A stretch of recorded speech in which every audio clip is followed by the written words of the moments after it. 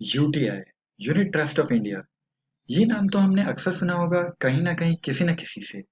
और जो हमारे अकाउंट्स फील्ड के लोग हैं, सीए फील्ड के लोग हैं, उन्होंने तो ये नाम हर के सुना ही होगा, क्योंकि इसके रिगार्डिंग इनकम टैक्स में एक डिडक्शन मिलता है। एंड यही कंपनी ला रही है अपना आईपीओ। तो जानते हैं इस आईपीओ के बारे में। मैं हूं आपका दोस्त सीए अक्षय जैन, एंड मैं आपको बताऊंगा इस कंपनी के बारे में एंड इस आईपीओ की डिटेल्स पूरी तरह से। तो मैं चाहूंगा कि आप अगले 10 मिनट इसी वीडियो को देखें एंड इसको पूरी तरह से जान लीजिए, ताकि इस आईपीओ के अगर आपको अप्लाई करना है या नहीं करना है तो आप डिसीजन ले पाए, इन्फॉर्म डिसीजन। ठीक है, हम स्टार्ट करेंगे। ये कंपनी इनकॉर्पोरेट हुई है 2002 में एंड ये इंडिया की सेकेंड लार्जेस्ट एएमसी है in terms of total AMU with 9,70,600 crore. And ये इसमें मैं आपको एक चीज बताऊंगा कि सेकेंड लार्जेस्ट है तो फर्स्ट कौन है। फर्स्ट है एसबीआई, एसबीआई म्यूचुअल फंड्स। फिर ये कंपनी है eighth largest in terms of mutual fund. Mutual fund में जो टोटल वैल्यूएशन है उसमें टेंथ में से ये आठवें नंबर पे आती है विथ 1,33,600 करोड़। ये काफी बड़ा अमाउंट है। हम देखेंगे आगे आगे पॉइंटर्स पे कि ये सेकंड है, एट्थ है, तो क्यों ये डिफरेंशिएशन है और कितनी सारी चीजें हैं जो हमें जाननी है इसमें। बिजनेस क्या है कंपनी का। कंपनी का बिजनेस है डोमेस्टिक म्यूचुअल फंड्स हैंडल करती है, यूटीआई म्यूचुअल फंड्स के पोर्टफोलियो मैनेजमेंट सर्विस देती है टू इंस्टीट्यूशनल क्लाइंट्स, एचएनआई जो बड़े बड़े लोग होते हैं उनको ये पोर्टफोलियो मैनेजमेंट सर्विस देती है। गवर्नमेंट को देती है एनपीएस तौर पे। ऑफशोर फंड्स यानी कि एक बाहर भी है इसकी कंपनी, काफी है लंदन, सिंगापुर, यहाँ पे भी मैनेज कर रही है funds. Alternate investment funds, hybrid, single, liquid, ये सारे फंड्स भी ये मैनेज करती है। इनकी कंपनी का बिजनेस बहुत फैला हुआ है। ये एक ब्रांड है यूटीआई। मैंने जैसे स्टार्टिंग में ही कहा था यूटीआई में नाम सुना होगा, क्योंकि ये एक ब्रांड है। ब्रांड जैसे एक मूवी भी आई है जिसमें गब्बर, गब्बर वाली मूवी में ब्रांड हूं मैं ब्रांड, ये एक एक्चुअल में एक ब्रांड है। हम देखेंगे आगे इस कंपनी के बारे में। अबाउट द कंपनी, कंपनी के बारे में क्या क्या चीजें हैं। डोमेस्टिक म्यूचुअल फंड में इसका शेयर है 72.7%, यानी ये बहुत बड़ा है।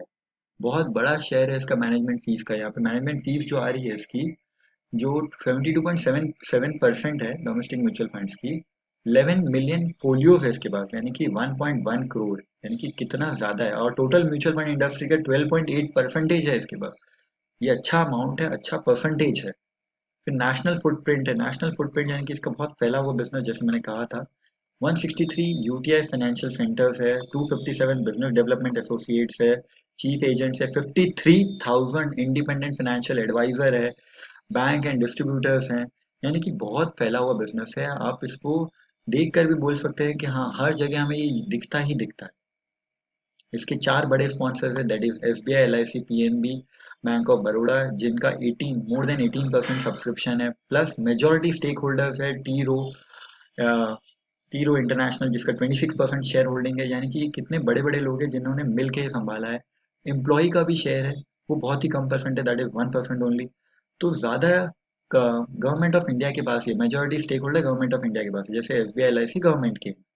फिर manages 170 domestic mutual fund scheme, यानी कि कितना वेराइटी लेवल्स है इसके पास। ऑब्जेक्ट ऑफ इशू, ये लोग का मेन ऑब्जेक्ट क्या है।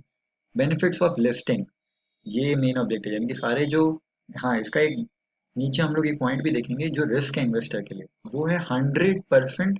सब लोग बेच रहे हैं, खाली एम्प्लॉयज को छोड़ के सब लोग अपना शेयर बेच रहे हैं। तो ये बेनिफिट्स ऑफ लिस्टिंग कर लेने वाली है स्टॉक एक्सचेंज पे लिस्ट करने के बाद। सेल कर रही है ये, यानी कि sale of list, selling shareholders. Promoters, promoters इसका कोई प्रमोटर नहीं है इंडिविजुअल, क्योंकि गवर्नमेंट की इंडिविजुअल होल्डिंग है इसके अंदर। तो ये प्रोफेशनली मैनेज कंपनी है। ये हम लोग इसके पॉइंट से देख सकते हैं, प्रोफेशनली मैनेज्ड है। अच्छे लोग हैं, जो लोग एडवांस्ड एक्सपीरियंस लोग हैं, वो लोग इसको मैनेज कर रहे हैं। फाइनेंशियल्स के बारे में जानेंगे। फाइनेंशियल्स में टू मार्च 18 में देखा जाए, एसेट रेवेन्यू, रेवेन्यू 11 है, यानी कि 11,000 है, मिलियंस में है, यानी कि ये काफी बड़ा अमाउंट है। ठीक है। Profit after tax 4,000, 4,000 more than 4,000 million हो गया 31 मार्च 19 में। प्रॉफिट आफ्टर टैक्स गिरा है, रेवेन्यू भी गिरा है। यहाँ पे थोड़ा डिक्रीजिंग पॉइंट है, एक नेगेटिव पॉइंट है इसका। फिर 31 मार्च 20 में रेवेन्यू गिरा है, प्रॉफिट और भी गिरा है, अगेन नेगेटिव पॉइंट। 30 जून में इसका रेवेन्यू बढ़ा है। अगर हम लोग इसको कंपेयर करेंगे प्रॉफिट आफ्टर टैक्स और इसको, तो काफी अच्छा है। ये क्यों गिरा है, इसका एक मेन रीजन है एसबीआई का रेगुलेशन, एक्सपेंस रेशियो पे। एसबीआई ने लिमिट कर दिया है हम लोग आगे भी वो पॉइंट देखेंगे कि एसबीआई ने कितना लिमिट, सेबी सॉरी सेबी ने लिमिट किया है मेनली। अगर सेबी लिमिट कर देती है एक्सपेंस रेशियो पे, तो ये लोग का सबसे बड़ा नेगेटिव डिसएडवांटेज है ये लोग के लिए, नेगेटिव पॉइंट है इनके लिए। हम लोग इनकी स्ट्रेंथ देखेंगे। स्ट्रेंथ है इसका स्ट्रॉन्ग ब्रांड रिकॉग्निशन, जैसे मैंने पहले भी कहा, ब्रांड है, brand, UTI brand, wide reach इन B30 सिटीज। सेबी कंसिडर करती है पहले 30 सिटी जो जिनमें उनका मेन पोर्टफोलियो मैनेजमेंट है, बाद में उसके अंदर आता है B30 यानी कि उसकी नेक्स्ट 30 सिटीज। फिर डाइवर्स प्रोडक्ट ऑफरिंग्स है, यानी कि कितनी जगह देता है ये, hybrid, single, liquid, cash, wide range of products है इसके पास। स्ट्रॉन्ग डिस्ट्रीब्यूशन चैनल है, यानी कि कितना बड़ा, जैसे हमने पहले भी कहा था, इतने सेंटर्स हैं इसके पास, प्लस 53,000 लोग हैं जो इसको मैनेज कर रहे हैं, तो कितना बड़ा स्ट्रॉन्ग डिस्ट्रीब्यूशन चैनल है, इसको कोई मार्केटिंग करने की जरूरत ही नहीं है, ये डायरेक्टली बेच सकता है सब कुछ। Plus highest market share in PMS AUM. इसमें क्या हो गया, पीएम यानी कि गवर्नमेंट से इसको सबसे ज्यादा फंडिंग आती है, सबसे बड़ा इसका फंडर है गवर्नमेंट। गवर्नमेंट खुद इसे फंड करती है, कोविड 19 के टाइम पे भी गवर्नमेंट ने इसे फंड किया है। कोविड 19 में लोगों ने अपना पैसा निकाला, लेकिन गवर्नमेंट ने फंड किया। गवर्नमेंट ने अपना पैसा यहाँ पे पार्क किया एंड वहां से वो इनकम जनरेट करी। एक्सपीरियंस एंड प्रोफेशनल मैनेजमेंट, जो मैंने आपको कहा, क्योंकि इसका कोई इंडिविजुअल प्रमोटर नहीं है, गवर्नमेंट का मेजोरिटी शेयर होल्डिंग है। वीकनेस, वीकनेस है डिक्लाइनिंग मार्केट शेयर, क्योंकि डिक्लाइनिंग कैसे हो रहा है, अब एक्सपेंस रेशियो बढ़ता जा रहा है, जो प्राइवेट कंपनीज है, HDFC, AMC, फिर ये लोग अपना अपना शेयर खींचते जा रहे हैं इसके अंदर, तो इसका मार्केट शेयर गिरता जा रहा है धीरे धीरे धीरे। फिर declining revenue and profit growth, ये हमने फाइनेंशियल के पॉइंट पे देखा था कि प्रॉफिट ग्रोथ गिर रहा है, रेवेन्यू गिर रहा है, तो वहां पे एक वीकनेस है इसकी। अपॉर्चुनिटी तो बहुत सारी, क्योंकि इक्विटी मार्केट है, सिंपल। आप अगर ये पॉइंट नहीं भी देखते तो हम लोग को क्या एकदम सिंपल समझ में आता है, अपॉर्चुनिटी क्या होगी म्यूचुअल फंड के लिए। अब हर बार मार्केट तो ग्रो होता रहेगा, मार्केट ग्रो होता रहेगा, तो लोग डायरेक्ट मार्केट में जो इन्वेस्ट नहीं कर सकते वो म्यूचुअल फंड की तरह करेंगे, तो म्यूचुअल फंड में पैसा डालेंगे। म्यूचुअल फंड डिपेंडेंट है मार्केट पे, ये इसका वीकनेस है, अगेन थ्रेट है ये इसका। बट ये अपॉर्चुनिटी भी है, अपॉर्चुनिटी, क्योंकि मार्केट जब ग्रो होगा तो म्यूचुअल फंड में पैसा और ज्यादा आएगा ना, ज्यादा आएगा, तो वही म्यूचुअल फंड ग्रोइंग मार्केट है और हर साल ये बढ़ता जाएगा, 27% है, एंड वो बढ़ता ही जाएगा। अभी भी इक्विटी में इंडिया के अंदर बहुत ज्यादा चांसेस है परसेंटेज बढ़ने की, अभी भी लोग इक्विटी म्यूचुअल फंड में सिर्फ 5% डालते हैं, जैसे जबकि यूएस में 75% है, कनाडा में वो और भी ज्यादा 58% है, यूके में अराउंड 40% है। तो ये काफी ज्यादा है, और इंडिया में 5% है, यानी 95% अभी भी चांसेस है ग्रो होने के। बहुत बड़ा मार्केट है, high potential in equity mutual funds. फिर गवर्नमेंट फंड है, एनपीएस फंड, ये तो मैंने पहले ही कहा। गवर्नमेंट मेजोरिटी स्टेक होल्डर है, यानी कि गवर्नमेंट ही ज्यादा पैसा डालता है, ज्यादा पैसा इसके अंदर गवर्नमेंट ही डाल रहा है। High growth in direct mutual funds, अब से लोग ज्यादा डायरेक्टली फोन, मोबाइल ऐप के थ्रू, डायरेक्ट कंप्यूटर के थ्रू डायरेक्ट इन्वेस्ट कर रहे हैं। मैंने खुद ने भी डायरेक्ट इन्वेस्ट किया without any broker and all, तो वो होता है जिसमें डायरेक्ट इन्वेस्टिंग है, ब्रोकर वोकर की जरूरत ही नहीं पड़ती। ये अपॉर्चुनिटी है। फिर इसका थ्रेट है। फिर हाँ, एक और इंक्रीज है, जो इंक्रीज इन डिजिटलाइजेशन, जैसे मैंने कहा, मोबाइल फोन ऐप आजकल तो सब लोगों ने निकाल दिया है, तो वो एक बहुत बड़ा इसका एडवांटेज है।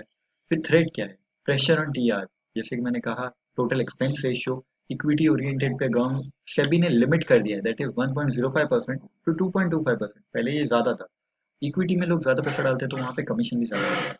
वैसे अदर स्कीम्स में 0.8% से 2% है। फिर कोविड 19 शॉर्ट टर्म की वजह से थ्रेट है, यानी कि सब, ये तो जनरल सब पे थ्रेट हुआ है, सब पे थ्रेट हुआ है, तो इस पे भी गिरना ही है उसका इफेक्ट। फिर dependent on market performance, market अच्छा चलेगा तो ही तो म्यूचुअल फंड अच्छा चलेगा, क्योंकि म्यूचुअल फंड कहाँ से जनरेट हो रहा है, मार्केट, स्टॉक्स से, स्टॉक्स में इन्वेस्ट कर करके म्यूचुअल फंड बनता है। ये मेन रेशियो है इसका। बेनिफिट्स क्या है इन्वेस्टर्स को, कि पीई रेशियो इसका कम है एज कम्पेयर टू जो HDFC AMC का है, जिसका 35, क्योंकि वो इसका कॉम्पिटिटर है, देखो Fairlie priced IPO. Net worth गिर रहा है, बट ये इसका बेनिफिट भी है, नेट वर्थ ओवरऑल गिर रहा है बट क्वार्टर वाइज बढ़ गया, क्वार्टर वाइज 2019 का बढ़ गया कंपेयर टू Q1 ऑफ 2019, तो Q1 ऑफ 2020 का ज्यादा अच्छा है। Good business from government, PMS, government से ज्यादा पैसा आ रहा है। रिस्क टू इन्वेस्टर्स क्या है, ये रिस्क है, मार्केट शेयर डिक्लाइन हुआ है 8.2% से 6.5%, नीचे गिरा है 5 साल में, और मेजोरिटी बिजनेस इसका गवर्नमेंट एनपीएस से आ रहा है, गवर्नमेंट ही इसको चला रही है, आप समझ सकते हैं, गवर्नमेंट चला रही है, और इसका 100% सेल पे डाला है, यानी कि लोग बेच के निकल जाने वाले हैं। तो ध्यान रखिए इसको, क्या करना है आपको, ले निकल जाएंगे तो आपको लॉन्ग टर्म सोचना है या शॉर्ट टर्म, एकदम इन्फॉर्म डिसीजन। मैं आपको लास्ट में बताऊंगा, please look at the last, आप ध्यान से देखिए, लास्ट में मैं आपको एक पॉइंट बताऊंगा। आईपीओ के बाद डिटेल्स देख लेते हैं। आईपीओ का साइज है 2159.88 करोड़। आईपीओ प्राइस है 552 टू 554, एंड 554 पे ही अप्लाई करने के करे तो चांसेस ज़्यादा होंगे मिलने की। आईपीओ का डेट है 29 सितंबर, दैट इज कल से आ रहा है ये। ऑफर ओपन हो रहा है 1 अक्टूबर से, फाइनलाइजेशन 7 अक्टूबर को होगा, रिफंड 8 को, क्रेडिट होगा 9 को, और लिस्टिंग होगा 12 तारीख को। मिनिमम कितना होगा, एक लॉट 27 शेयर का 14958 के अमाउंट, एंड 13 लॉट हो गए 351 शेयर। ये रिटेल कैटेगरी है। एचएनआई कैटेगरी वो इसके ऊपर है, 2 लाख के अबाउ के amount. Percentage of allotment QIB को बहुत दिया है 50%, रिटेल्स को 35 दिया है, और नॉन इंस्टीट्यूशन को 15% दिया है।